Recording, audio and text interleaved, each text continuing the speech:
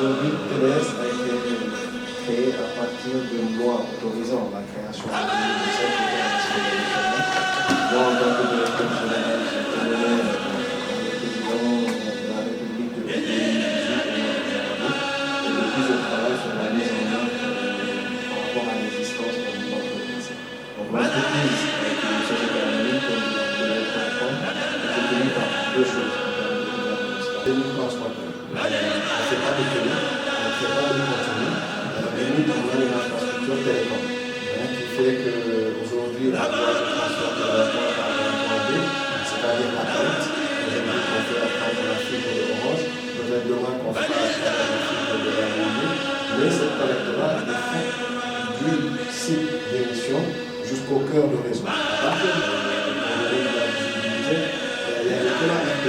couvrait l'ensemble du territoire national, pratiquement RTS, BNS, quelques chaînes de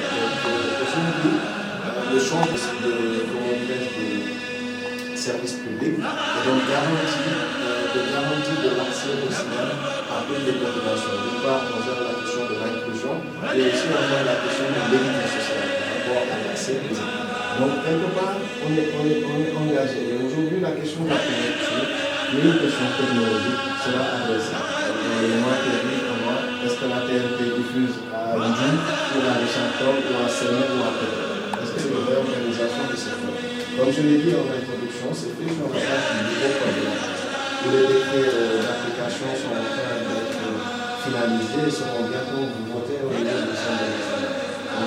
Ça interpelle maintenant les éditeurs. C'est-à-dire qu'une fois que j'éteins toutes les fréquences analogiques, vous êtes tous sur des canaux. Qu'est-ce qui régit les relations entre ces éditeurs-là et l'opérateur de l'émission? Ce sont des conventions, ce sont des nouveaux cahiers de charges. C'est un nouveau catalogue de services où vous serez confrontés à des prix ou à des tarifs, notamment qui permettront de faire des choix. On dit que c'est une bataille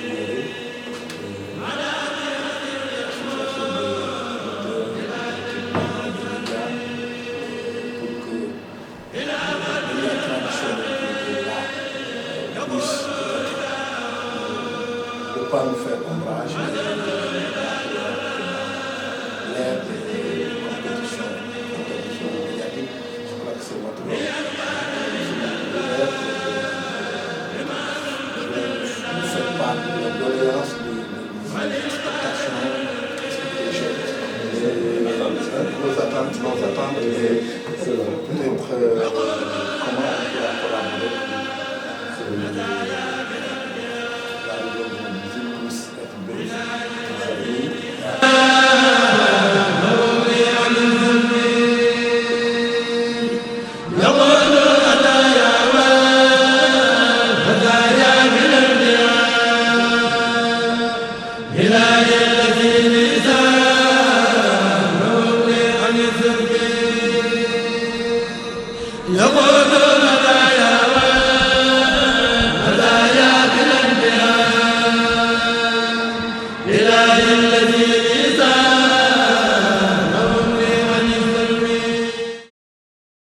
Écoutez, dans un premier temps, c'était une réunion de prise de contact, parce que depuis que j'ai pris mes fonctions,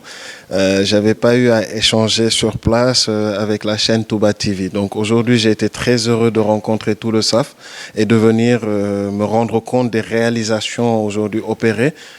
sur le site de Touba TV. Donc je tiens à féliciter l'ensemble de l'équipe de direction, les techniciens qui travaillent au niveau de la production. Donc l'objectif aussi, c'est d'échanger par rapport à là où on va, parce qu'on a très bien avancé sur le projet de transition analogique et numérique en termes de couverture du territoire. TDS, c'est un opérateur de diffusion. Vous savez, le Code de la presse a organisé la chaîne de valeur audiovisuelle. Aujourd'hui, il y a des éditeurs, il y a des producteurs et il y a un diffuseur public national qui s'appelle TDS. Et la fonction codifiée, c'est opérateur de diffusion unique qui transporte les signaux de toutes les télés sur tout l'ensemble du territoire. Donc on a la charge de bâtir un réseau de couverture qui permettent notamment de diffuser le signal des chaînes de télé sur l'ensemble du territoire. En termes de mutualisation, aujourd'hui, vous n'aurez plus à supporter les charges liées à, comment dirais-je, au déploiement d'un réseau, parce que vous allez vous appuyer sur le réseau unique qui est déployé par TDS avec le concours notamment de nos différents partenaires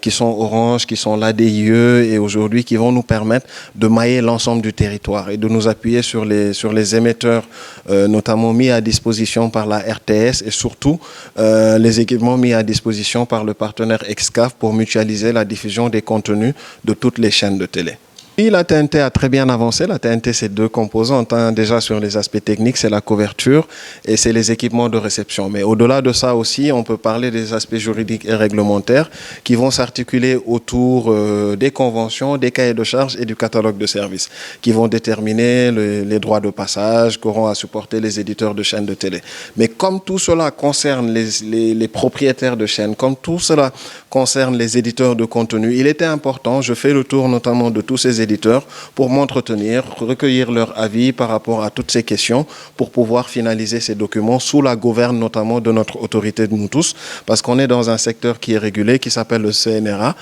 qui va nous permettre d'organiser et de synchroniser tout ça. Écoutez, on est en train de réfléchir à ces solutions palliatives qui vont permettre notamment de résorber le gap en termes de génération de revenus. Comme je dis, on a parlé aujourd'hui de coûts, mais on a parlé aussi de modèles économiques qui devraient pouvoir permettre de garantir la pérennité de vos activités. Effectivement, c'est une télé qui est à connotation religieuse, mais qui a aussi son audience. Donc, on va réfléchir autour de la valorisation, on va réfléchir autour de la monétisation de ce contenu qui permettront notamment à toutes ces chaînes de pouvoir gagner de l'argent. waaw dama ñëwoon waxtaan nemmeeku ci waa Touba TV seetaat ak ñoom liggéey bi nuñ koy defee mais surtout waxtaan tamit ak fi ñu jëm ci TNT bi ndax TDS mooy société bi nga xamante ne moom la État du Sénégal créé pour transporter signalu TV yi pour yóbbu maanaam daal télé bi fépp ci Sénégal donc comme loolu dox nañ ci ay jéego yu am solo tey jii nii li ci topp mooy xam nga li nga xamante ne mooy permettre ñu lëkkaloo ñun ñëpp donc pour waxtaan ci ñoom ak waa Touba TV moo ma fi indi woon pour wax leen fi ñu toll ak fi ñu jëm surtout loolu dafa am solo ñu déggoo ci biir waxtaan ba nga xamante ne dinañu mën a xam naka la ñuy liggéeyee ci at yi di ñëw. li fi xewoon bu njëkk mooy que télé yi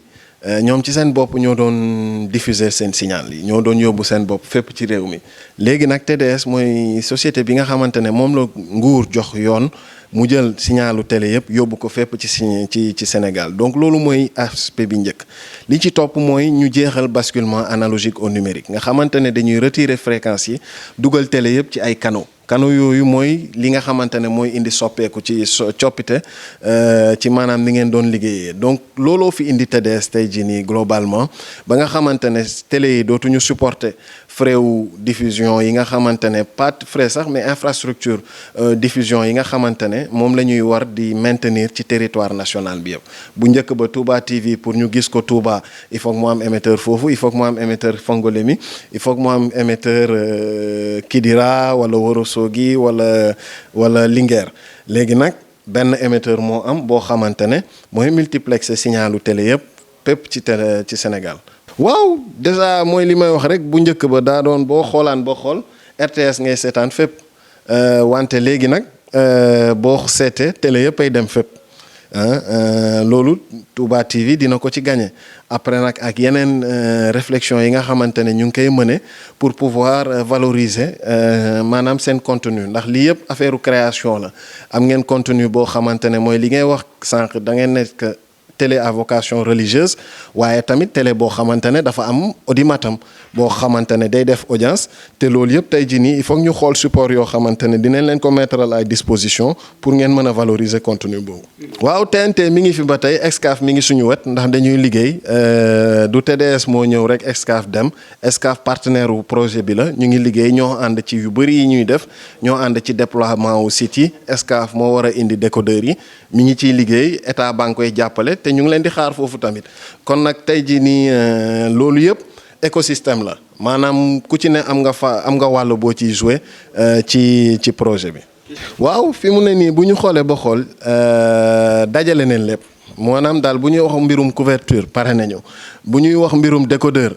Excaf nee na pare na li ñu dese mooy mbirum régulation ak cahier de charge yeeg convention yeeg catalogue de service bi nga xamante ne mooy wax éditeurs yi ñaata la ñu war a fay bu ñu leen di yóbbu fépp ci territoire bi convention yi pare na CNRA liggéey na ci ba pare daf ko war a circulariser bu dul woon Covid bi ñu toll nii tey jii nii convention yi mi ngi seen loxo ba ñu déggoo ci contenu bi ndax lii di soppeeku mooy yéen ci ay fréquence ngeen nekkoon tey jii nii suba ci ay canaux ngeen di nekk looloo soppeeku te loolu CNRA organisé na ko ba pare ci loxo CNRA la nekk fi mu nekk nii kon waxtaan nañ ci maag président démb ak bërki démb xam naa ci ay fan yu néew di ngeen jot document yi format bi li ñu téye woon boobu ba léegi Covid bi la waaye document yi pare na depuis